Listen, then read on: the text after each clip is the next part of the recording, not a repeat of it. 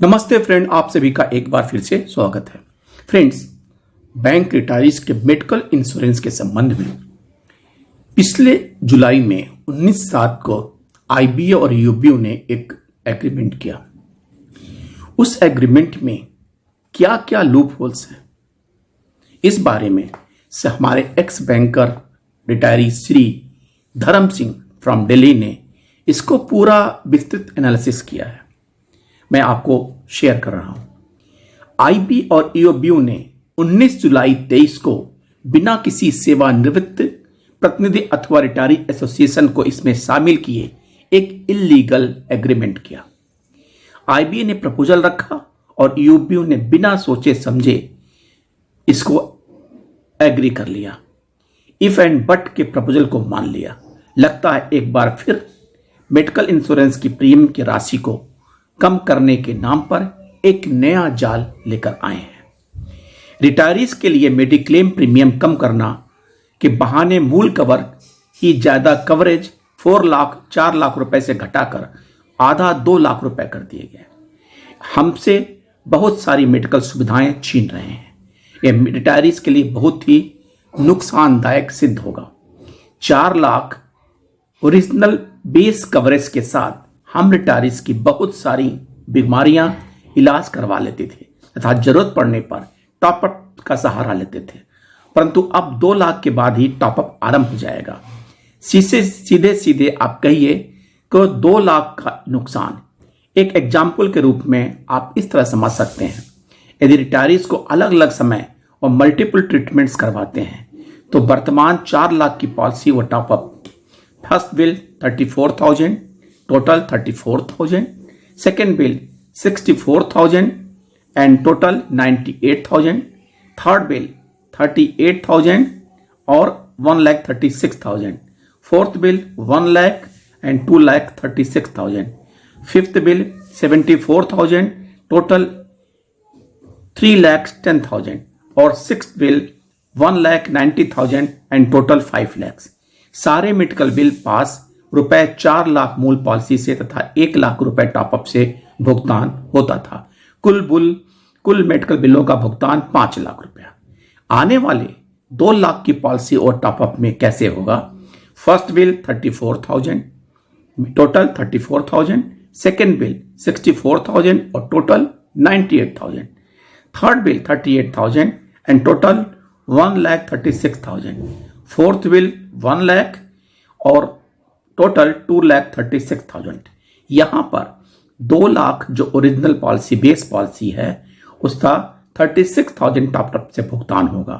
यहां मूल policy coverage 2 lakh समाप्त होने पर ही आगे का बिल पास नहीं हो सकते और आपका सीधा नुकसान 5 लाख माइनस 2,36,000 दैट इज 2,64,000 और हमें अपने पास से 2,64,000 रुपए देना पड़ेगा। एक नुकसान यह भी हो सकता है कि हॉस्पिटल रूम रेंट का महत्व। हॉस्पिटल बिल पर रूम रेंट का सीधा संबंध है। आपकी पॉलिसी में यदि रूम रेंट 3,000 है, पर 90% मामले में देखा गया है कि बड़े शहरों के बड़े व अच्छे हॉस्पिटल में कमरे 5,000 या 6,000 पर डे के हिसाब से लेना पड़ता है। हॉस्पिटल भी बीमार आदमी का नाजायज फायदा उठाने के लिए पीछे नहीं रहते। आपका इंटाइटलमेंट 3,000, आपका कमरा मिला 5,000, यानी कि 60% कॉस्टली। हॉस्पिटल के नियमानुसार अस्पताल संबंधी आपके खर्चे, चाहे डॉक्टर फीस, स्पेशल डॉक्टर का विजिट, नर्सिंग और अन्य डेली रूटीन के जो एक्सपेंसेस होते हैं वो कमरे के हिसाब से 60% ज्यादा देना पड़ेगा। यह सब आपको अपनी पॉकेट से देना पड़ता है, जबकि इंश्योरेंस कंपनी इसका कोई भी क्लेम पास नहीं करती है। एक सरकारी इंश्योरेंस कंपनी की रिपोर्ट के अनुसार रिटायरीज का इंश्योरेंस प्रीमियम इसलिए बढ़ाना पड़ता है कि प्रीमियम कम आता है तथा क्लेम अधिक हो रहे हैं। उनके अनुसार 16-17 में 130% क्लेम्स, 17-18 में 164% क्लेम, 18-19 में 180% क्लेम एंड 21-22 में 147% क्लेम। इसका मुख्य कारण हमारा इलाज नहीं बल्कि मिसमैनेजमेंट है। इंश्योरेंस के नाम पर हॉस्पिटल्स के बिल का मीटर दौड़ने लगता है। टीपीए, हॉस्पिटल तथा इंश्योरेंस कंपनी सभी मिलकर मेडिकल बिल को कई गुना कर देते हैं। इसके साथ साथ लगता है कमीशंस एंड ब्रोकरेज भी हमारे प्रीमियम से ली जाती है, वरना क्लेम्स इतने अधिक नहीं हो सकते। IRDA की नियम 4 के अनुसार कमीशन, ब्रोकरेज तथा ऑफिस एक्सपेंसेस प्रीमियम में शामिल नहीं कर सकते तथा मेडिकल ऑफर्स में अलग से स्पष्ट करना होता है जो कि दिखाए नहीं जाते। इसका मतलब वे खर्चे का बोझ भी हमारे प्रीमियम पर डाल दिया जाता है, इसलिए इंश्योरेंस कंपनीज का करोड़ों का लाभ होता है। सोचने वाली बात यह है कि रिटायरीज पॉलिसी में केवल 2 व्यक्ति का इंश्योरेंस है, जबकि वर्किंग क्लास के पॉलिसी में 6 आदमी का, 6 पर्सन्स का, जिसमें 2 हमारे जैसे सीनियर सिटीजन, फिर भी उनका क्लेम्स उनके प्रीमियम से कम है।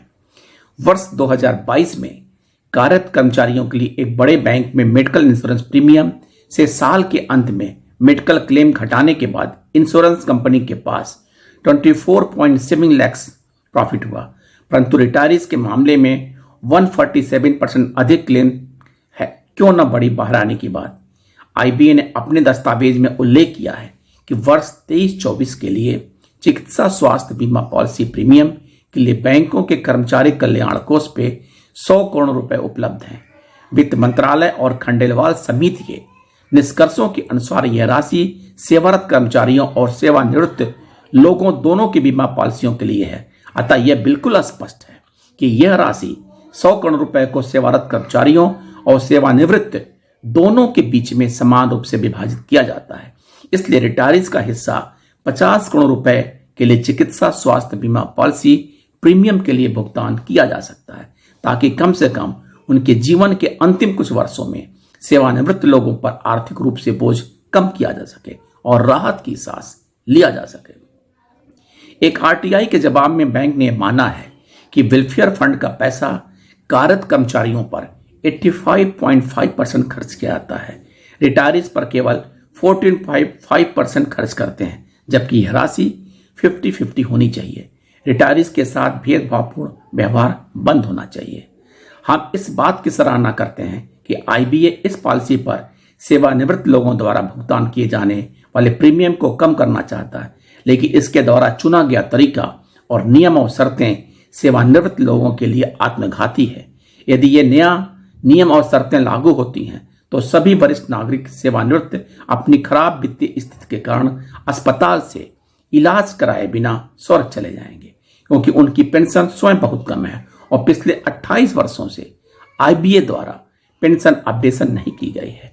वित्त मंत्रालय के निर्देशों के अनुसार बैंकों को सेवानिवृत्त लोगों के लिए इस चिकित्सा स्वास्थ्य पॉलिसी के प्रीमियम का पूरा भुगतान कार्यरत कर्मचारियों की तरह रिटायरीज का भी प्रीमियम बैंकों को वहन करना चाहिए।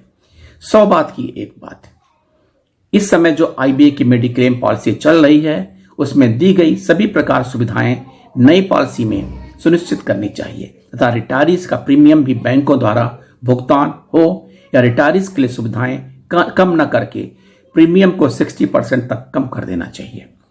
रिटायरीज की एक बड़ी संस्था ने अपने सर्कुलर में बताया कि टॉपअप व सुपर टॉपअप एक ही बात है, परंतु IBA और UBO के समझौते में केवल टॉपअप के बारे में ही लिखा है, सुपर टॉपअप के बारे में नहीं लिखा है। हमें किसी गलतफहमी में नहीं रहना चाहिए, दोनों में फर्क है।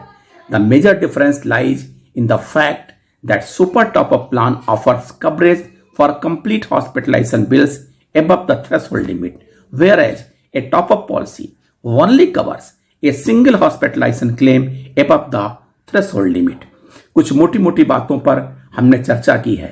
रिटायरमेंट के बाद किसी प्रकार का जोखिम उठाना समझदारी नहीं है, वो भी विशेषकर स्वास्थ्य के बारे में। हर व्यक्ति सर्कमस्टांस से अलग होते हैं, सोच समझकर मेडिक्लेम पॉलिसी के बारे में फैसला करें। याद रखें कि लुभावने स्वप्न अच्छे होते हैं पर जोखिम बड़े हो सकते हैं, सावधान। Thank you. ये श्री धर्म सिंह जी ने अपने विचार रखे हैं। यहाँ पर 2 बातें मैं भी स्पष्ट करना चाहता हूँ कि प्रीमियम कम या बेसी अधिक का जो भी ये समझौता IBA UBO मिलकर कर रही है ये इंश्योरेंस पॉलिसी के इंश्योरेंस कंपनी के साथ, हमारा इतना ही कहना है कि इसका वहन बैंक एम्प्लॉयर द्वारा होना चाहिए ताकि रिटायरीज को इसका पूरा लाभ हो सके, क्योंकि जीवन के अंतिम क्षणों में स्वास्थ्य जरूरी है और वो एम्प्लॉयर जिसकी आपने सेवा की है उसका इतना दायित्व बनता है कि आपकी मेडिकल पॉलिसी को पेमेंट करें। थैंक यू, नमस्कार।